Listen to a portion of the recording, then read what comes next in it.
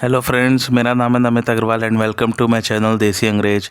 आज मैं एक और बहुत ही बढ़िया टीवी सीरीज़ की बात करने चाह रहा हूं और वो भी सुपर हीरो सीरीज़ है और उसका नाम है द डिफेंडर्स। और मेरा रिकमेंडेशन इसके लिए मस्ट वॉच है। और इससे पहले कि मैं रिव्यू शुरू करूं, आप लोग जल्दी से मेरे चैनल को सब्सक्राइब कर लीजिए ताकि आपको और भी टीवी सीरीज़ और मूवीज़ के रिव्यूज़ की नोटिफिकेशन मिल सके। डिस्क्रिप्शन की बात करते हैं। इस सीरीज़ में 4 सुपर हीरोज़ एक बहुत ही खतरनाक विलेन का सामना करते हैं। सो आइए और बात करते हैं इसके बारे में। तो ये सीरीज़ को दिखाया गया था 2017 में और इसमें सिर्फ एक ही सीज़न है, यानी कि ये एक टीवी मिनी सीरीज़ है और इसमें टोटल 8 एपिसोड्स हैं। और जैसा कि आपको मैंने बताया ही कि इसमें 4 सुपर हीरोज़ हैं और उनके नाम है Daredevil, Luke Cage, Jessica Jones और आयरन फिस्ट। और चारों की इंडिविजुअल टीवी सीरीज़ ऑलरेडी आ चुकी हैं इस मिनी सीरीज़ के आने से पहले। उन चारों सीरीज़ का रिव्यू मैंने ऑलरेडी इसी चैनल पर कर चुका हूँ।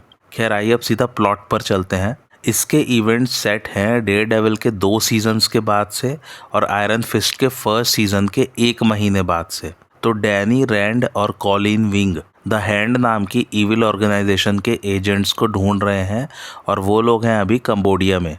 वहाँ उनको कोई बताता है कि हैंड एक्चुअली में एक बहुत बड़ा हमला करने वाला है न्यूयॉर्क शहर में। इधर न्यूयॉर्क में मैट मर्डॉक ने अपनी डेयरडेविल वाली लाइफ छोड़ दी है और वो कंफ्यूज है अपनी फीलिंग्स को लेके इलेक्ट्रा नाचियोस के प्रति, जो कि हैंड से लड़ते हुए मारी गई थी। अब आती है थर्ड सुपर हीरो की एंट्री।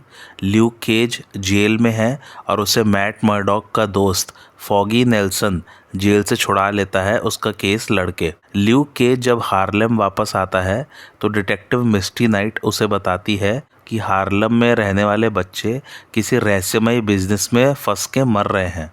फिर आता है सिगोर्नी वीवर का कैरेक्टर। सिगोर्नी वीवर एक बहुत ही फेमस हॉलीवुड स्टार हैं जिन्होंने एलियन मूवी सीरीज में काम किया था। एनीवे, सिगोर्नी वीवर के कैरेक्टर को पता चलता है कि उसके शरीर के सभी मेजर ऑर्गन्स फेल हो रहे हैं, तो वो अपने कलीग से कहती है कि उन्हें जो कुछ भी करना है जल्द ही करना पड़ेगा। और फिर दिखाते हैं कि इलेक्ट्रा नाचियोस जिंदा हो जाती है फिर से और एक बहुत भयानक भूकंप आ जाता है न्यूयॉर्क शहर में। और फिर आती है फोर्थ सुपर हीरो की एंट्री, जो कि है जेसिका जोन्स।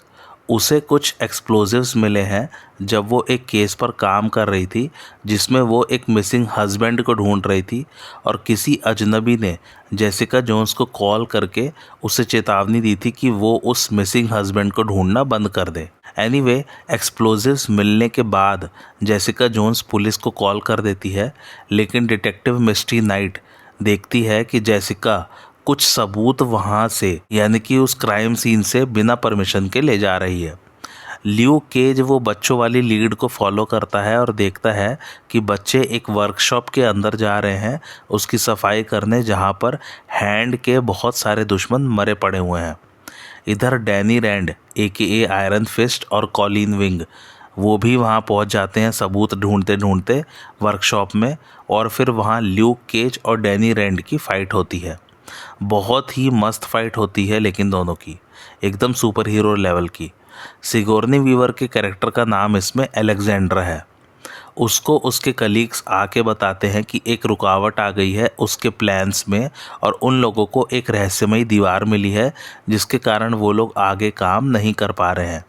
अलेक्जेंड्रा को लगता है कि वो दीवार शायद कोई दरवाज़ा है और वो स्टिक नाम के बंदे को ढूंढ के उससे पूछताछ करती है उस दीवार के बारे में। स्टिक दरअसल आप लोगों को डेयरडेविल वाली सीरीज से पता होगा कि वो उसका ट्रेनर रहा था। उसी ने फाइटिंग सिखाई है डेयरडेविल और इलेक्ट्रा नाचियोस को। इधर जेसिका जोन्स वापस अपने अपार्टमेंट में आती है और उसको वहाँ वही मिसिंग हस्बैंड मिलता है जिसका नाम है जॉन रेमंड। और वो उससे कुछ पूछ पाती उससे पहले ही फिर से ज़िंदा हुई इलेक्ट्रा हमला कर देती है जेसिका जोन्स के घर पे और जॉन रेमंड्स सुसाइड कर लेता है। जेसिका इलेक्ट्रा का पीछा करती है, लेकिन डिटेक्टिव मिस्टी उसे गिरफ्तार कर लेती है उससे पहले।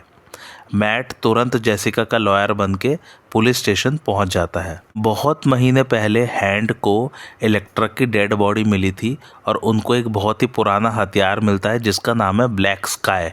उसकी मदद से वो लोग इलेक्ट्रा को वापस ज़िंदा कर देते हैं और वो अभी इलेक्ट्रा नहीं है बल्कि वो उस वेपन के वश में है काइंड ऑफ। दूसरी तरफ जेसिका मैट की मदद से इनकार कर देती है, लेकिन मैट उसके केस में इंटरेस्ट लेने लग जाता है और ख़ुद ही उसकी इन्वेस्टिगेशन शुरू कर देता है। ल्यूक केज अपनी गर्लफ्रेंड क्लेयर टेम्पल को आयरन फिस्ट के बारे में बताता है कि कैसे उसकी उससे फाइट हुई थी। तब क्लेयर कहती है कि वो डैनी रैंड को जानती है। फिर वो उन दोनों की एक मीटिंग करवाती है और उन्हें कन्विंस करती है कि उन दोनों को हैंड के खिलाफ साथ मिलकर लड़ना चाहिए। खैर इसी तरह आगे सीरीज़ की कहानी चलती रहेगी। सभी सुपर हीरो एक दूसरे से कहीं ना कहीं टकराते रहते हैं और सभी अपनी अपनी इन्वेस्टिगेशन कर रहे हैं हैंड के खिलाफ। और एक आध और सुपर हीरो वाली फाइट होती है जो कि मस्त होती है। और फिर एक पॉइंट पर सभी सुपर हीरोज़ एक साथ अलेक्जेंड्रा के खिलाफ लड़ने लग जाते हैं। और हाँ, इसमें हैंड की हिस्ट्री भी बताई गई है।